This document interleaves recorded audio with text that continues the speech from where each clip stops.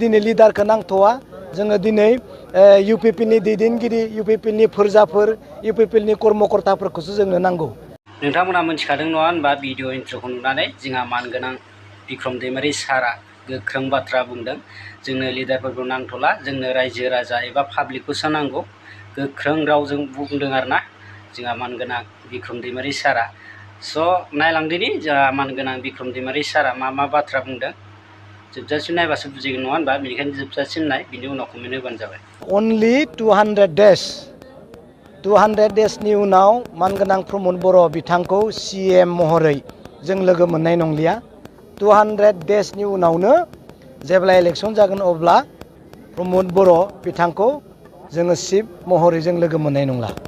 दा दिनै आं बुंनो सानो दे प्रमद बर' सार, नोंथाङा जोंनि लिडारफोरखौ बा BPFनि लिडारफोरखौ साफा सानै लांबाय था, नाथाय जों नोंथांनि इउपिपिएलनि दैदेनगिरि आरो फोरजाफोरखौ जोङो स' BPFआव सोबाय थागोन नङा होमबा, जों सोबाय थागोन। आरो नाय बिथांमोनहा इउपिपिएलनि दैदेनगिरि नोंथांनि फोरजाफोर बिथांमोनहा दिनै इउपिपिएलनिफ्राय BPFआव हाबफैदों।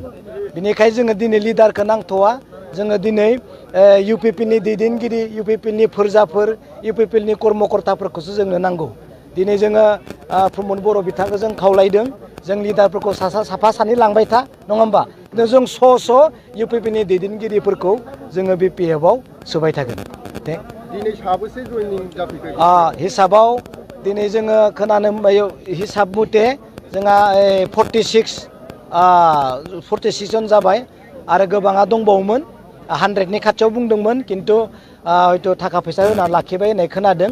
जा 46 जों फैबाय, जोंनिफ्राय सानै लांबाय बा सासे लांबाय दाखालि, खिन्थु दिनै जोङो 50नि खाथियाव जों जइन होबाय आरो गाबोन समफोर जइन जागोन। बेनिखायनो आं बुंदों साफा सानै BPFनि लिडारफोरखौ लांबाय था, खिन्थु स' जोङो इउपिपिएलनि दैदेनगिरि फोरजाफोरखौ जोङो BPFआव जइन खालामबाय थागोन। Thank you.